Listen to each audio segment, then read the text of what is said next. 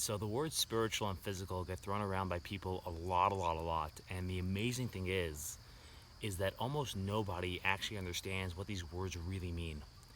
And there's so many misconceptions and just false beliefs surrounding these terms. So in the course of this video, I'm going to explain to you very clearly from beginning to end the exact and precise definition and meaning of these words. And this is all going to be based on the teachings of Chassidus, and I guarantee you that if you watch through this entire video, you are going to come out with a crystal clear understanding of what the words spiritual and physical actually mean. So to begin with, I don't know why, but there's this major misconception out there where people equate spirituality with holiness and godliness. And people conflate the two, and they think that anything spiritual is automatically holy and godly and good, and anything unspiritual, anything physical, is unholy, ungodly. And this is a major misconception. Nothing could be further from the truth, because while there are many spiritual beings and entities that are holy and godly, there are many spiritual entities and beings that are unholy, ungodly, and impure. Likewise, there are many physical objects that are unholy and ungodly, but there are many physical objects that are holy, that are godly, that are sacred. And all that it means to be a physical entity, all that it means to be a physical object, is to be non-spiritual, the polar opposite of spirituality. And all that it means to be a spiritual entity and a spiritual being is to be non-physical. The less physical you are, the more spiritual you are. And what it means to be physical, what it means to be a physical object, is that you can be picked up by the 5 physical senses. Anything that can be sensed by or interacted with through the 5 physical senses is physical. If you could touch something or see or hear or smell or taste it, it is physical. And even if you can't see it with your naked eye, but you could see it under a microscope, it falls under this general category. Now, anything that can be interacted with through the 5 senses will always, 100% of the time, there are 0 exceptions, it will always be subject to time and space. It will always be trapped by the limitations of time and space. It will exist within the framework of time and space. Because time and space are the framework within which all physical reality goes down, within which the physical dimension exists, within which all physical objects and entities live. And therefore, anything which can be interacted with through the 5 physical senses will exist by time and space, and all those objects will exist in a specific space in the universe and in a specific time in history. And just to elaborate a little bit more about the power of time and space over physical objects and how physical objects exist by virtue of the time and space they occupy. So let's say you have 2 identical physical objects. Let's say you have 2 identical cars that just came out of the factory. They're both brand new and literally identical because there's 0 scratches, 0 dents, there's no difference between them. Why is it that they are 2 objects, they're 2 entities, they're 2 distinct entities, 2 distinct beings, and not 1 object, 1 being, 1 entity? What makes them 2? What sets them apart and makes them not 1? And the very simple answer is the only thing setting them apart, the only difference between them is the unique space that each occupy. The unique space in the universe that they're each taking up. And it's by virtue of the space they occupy that justifies their existence, by virtue of that they exist. Likewise, if I repeated the exact same phrase twice, let's say I say, hello beautiful person, hello beautiful person. So even assuming that I said that in the exact same way, with the exact same voice, with the exact same tone, at the exact same pitch, they would still be 2 statements and not 1 statement. Why would they be 2 statements and not 1 statement? So again, they would be 2 statements by virtue of the space and time they each occupied. Each one of those statements occupied a unique space in the history of the world. And it's by virtue of the time it occupies that it exists. And this is basically the way all physical entities and all physical objects work. This is the nature of their existence. As opposed to spiritual entities and beings, so they are not subject to time and space. They are not limited by or bound by the limitations of time and space. They don't exist within the framework of time and space. They don't play by the rules of time and space. They all transcend time and space. And since they all transcend time and space, they also transcend the 5 physical senses. They cannot be interacted with through the 5 physical senses. Because anything that can be interacted with through the 5 physical senses will be trapped by time and space, and anything which is above time and space will not be able to be interacted with or picked up by the 5 physical senses. And this applies to all spiritual entities. Take, for example, an angel, a soul, or even an idea and an emotion, which are really just extensions of the soul. So all of those things transcend time and space, and all those things, therefore, cannot be interacted with through the 5 physical senses, cannot be picked up by the 5 physical senses. And just side note, if you're a little bit confused what I mean when I say that an emotion or an idea or a soul can't be picked up by the 5 physical senses, so all of these things At most, you can see signs of them with the five physical senses, or you can see physical representations of them with the five physical senses. But you can never actually see the actual soul, or the actual idea, or the actual emotion. So let's say a concept, 2 + 2 = 4. So you can see the concept written down on a piece of paper. That's a physical representation of the concept, but you'll never actually see the pure concept. Likewise, you could see someone angry, and therefore you pick up that there's an emotion here. You could see a display of an emotion. You could see physical signs of an emotion, but you'll never see the pure emotion. And therefore, a really good actor can mimic all the signs and can replicate them. And if he was a really good actor, he could pretend like he's angry, and you would think he's angry because he's giving all the physical signs of being angry. And since you're not seeing the actual emotion of anger, you wouldn't know the difference. Likewise, you could see signs that someone's alive and there's a soul here and they're not a corpse, but you'll never see the actual soul. Because all spiritual entities, including ideas, emotions, and souls, cannot be seen or picked up with any of the five senses, for that matter. And therefore, right, okay. So that's just a side note. Okay. So spiritual entities. So besides for transcending the five physical senses, they can't be interacted with through the five physical senses. So additionally, like we said, they transcend time and space. Instead of existing in a specific place in the universe and at a specific time in history, they are built into the universe. They're truth of the universe. Therefore, they're everywhere and they're always. So take, for example, a concept. The concept of 2 + 2 = 4. It's an idea. It's not a physical object. You can't see the idea. You can't feel the idea. You can't touch the idea. It's an idea. It's a spiritual truth of the universe. So because of that, this idea also transcends time and space. 2 + 2 = 4 did not become true 100 years ago, or 500 years ago, or 2,000 years ago, or 3,000 years ago. 2 + 2 = 4 has always been true, and it will always be true. In 1,000 years, in 1,000,000,000 years, in 1,000,000,000,000 years, it will always be true. It's built into the universe. It's a truth of the universe. Likewise, 2 + 2 = 4, so that concept doesn't exist in a specific place. It doesn't exist in America, or it's not true in Antarctica or Australia. It's everywhere. You can say, therefore, it's everywhere, it's nowhere, it's above space. It doesn't play by the rules of space. It's everywhere and nowhere. It's always and everywhere. And all spiritual entities are like this. They're always, they're everywhere, and therefore they also cannot be interacted with through the five physical senses. Now, one more important distinction between physical entities and spiritual entities. So earlier we explained that physical entities often exist just by virtue of the fact that they occupy space and they occupy time. But spiritual entities, and therefore there can be two identical physical entities, but spiritual entities, since they do not occupy time and space, therefore there can never ever be two identical spiritual entities. And it wouldn't even make sense, because what would set them apart if they're exactly the same? Physical things are set apart when they're the same because they each occupy a unique space or unique time. But spiritual entities which transcend time and space, there can never be two identical ones, because what would make them two? What would make them distinct? There would just be one. And therefore there are no two identical spiritual objects.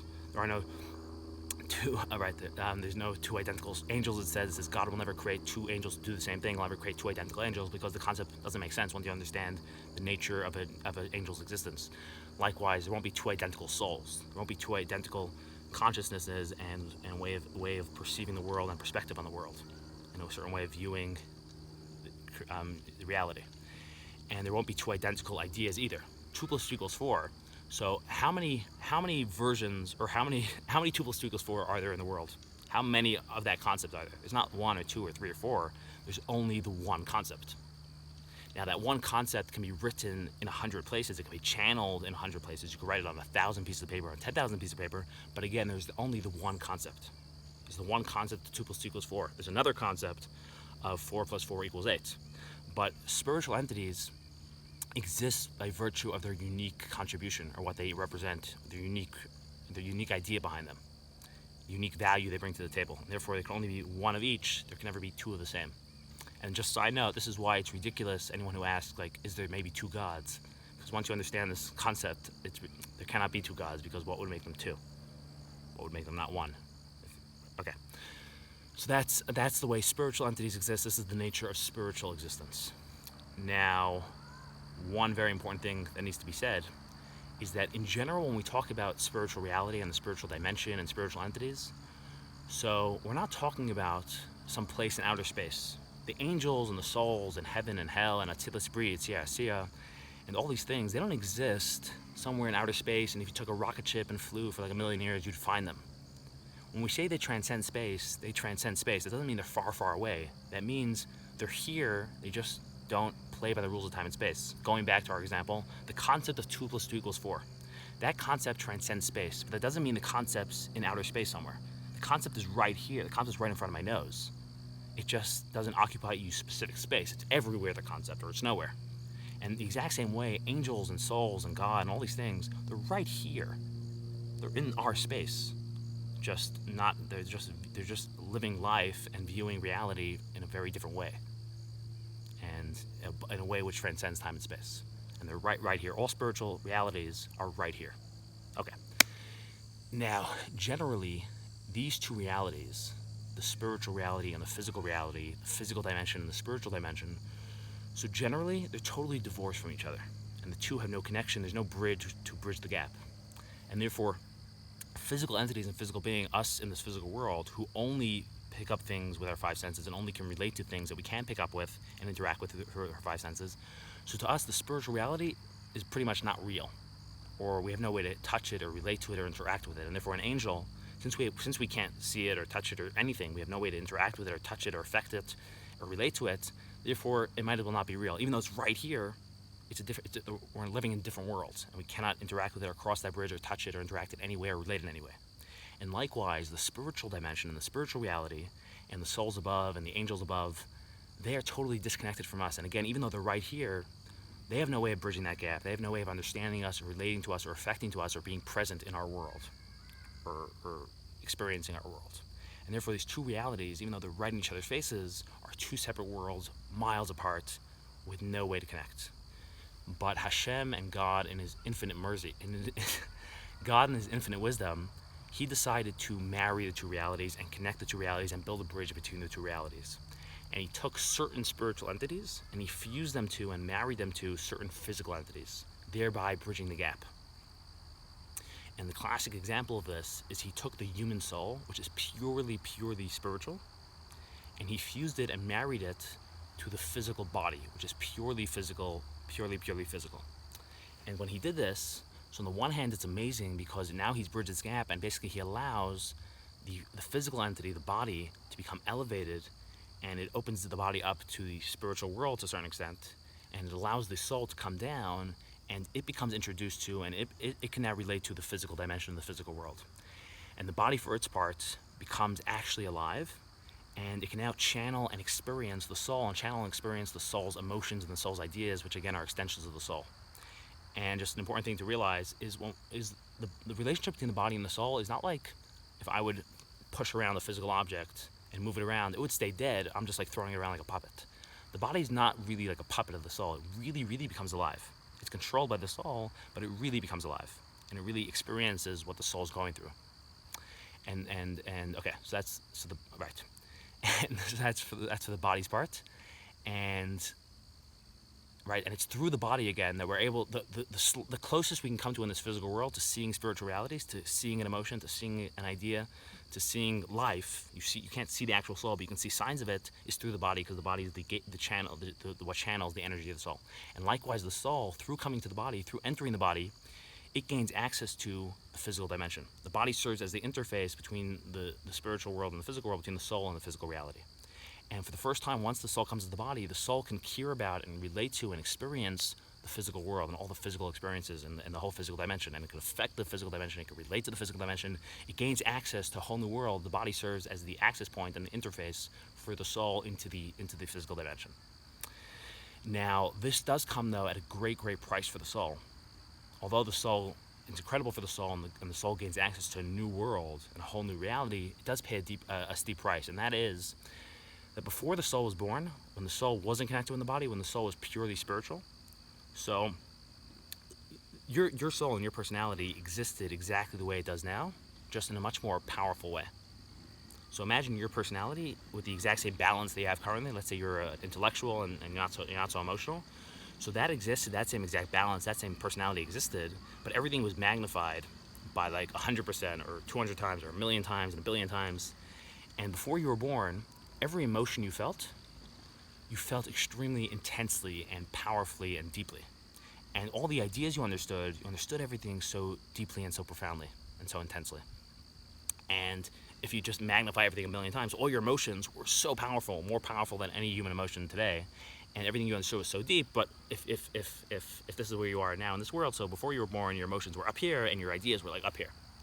But before the soul was born, basically, it experienced everything super intensely, super deep, whatever. Okay. But once the soul becomes born, then the soul becomes dulled by and watered down by and limited by the body.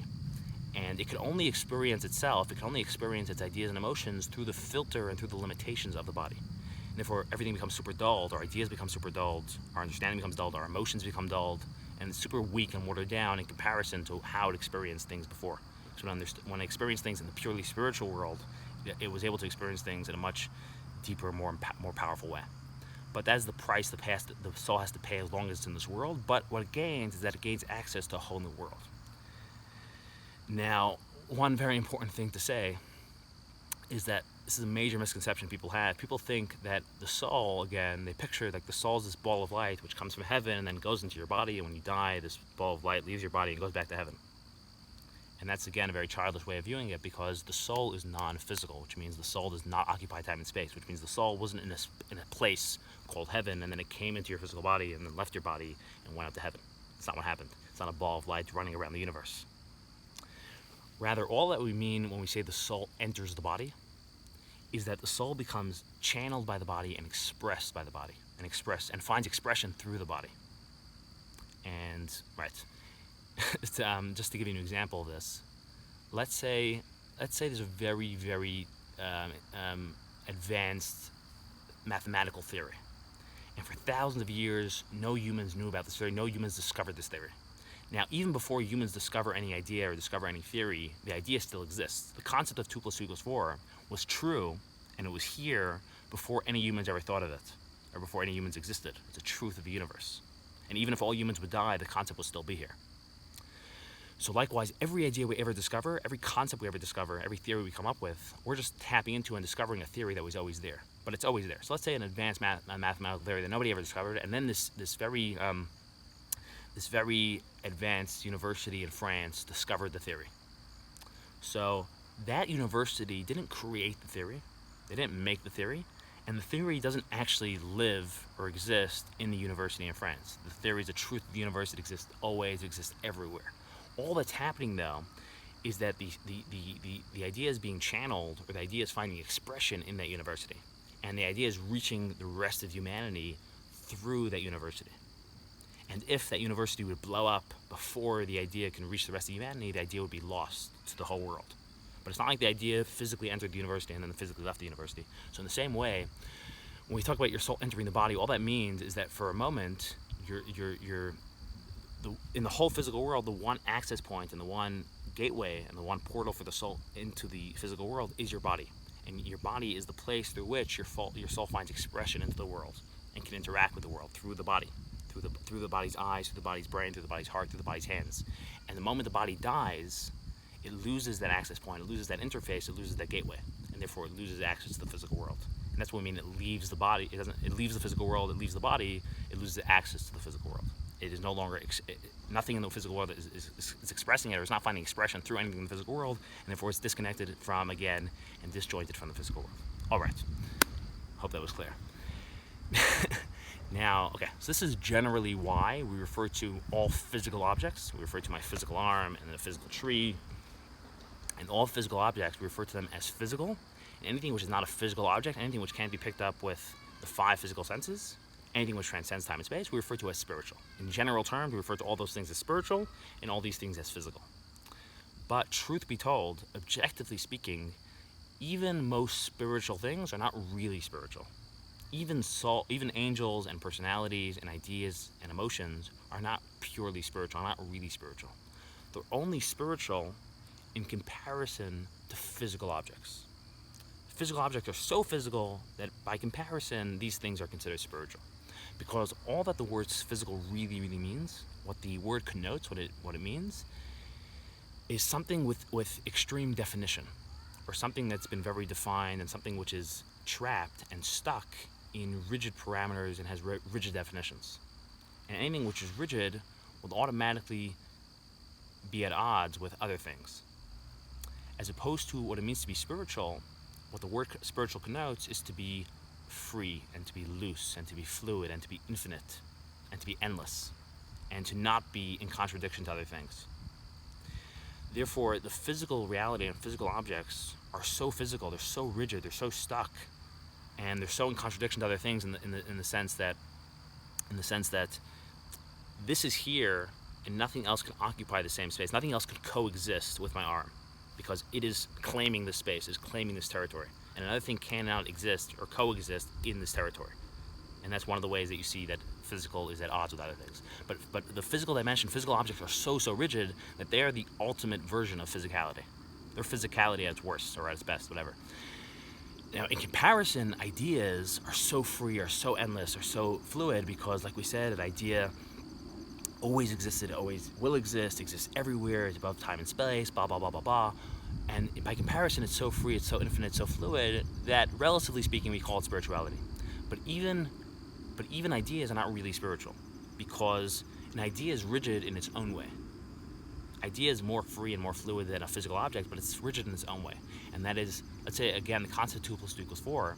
So that concept is only a mathematical theory.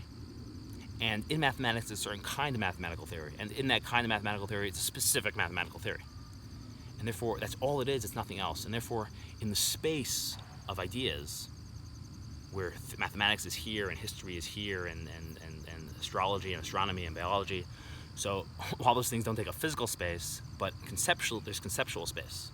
And in conceptual space, there's no way to bridge that gap. Conceptual space, 2 + 2 = 4 is right here. It has no connection to, and it's irrelevant to all these other fields of information, all these other fields of knowledge. And it's for sure irrelevant and has no connection to, and there's no way of bridging the gap between ideas and emotions, and between it and totally other kinds of spiritual realities. And therefore, every spirituality is rigid in that it is what it is and it's nothing else. And it's often irrelevant to or at odds with other spiritual realities. And let's say a certain angel, a very kind angel. So that angel is in contradiction to or an opposite of a mean angel. And the two are two different energies that cannot rise above their own energy.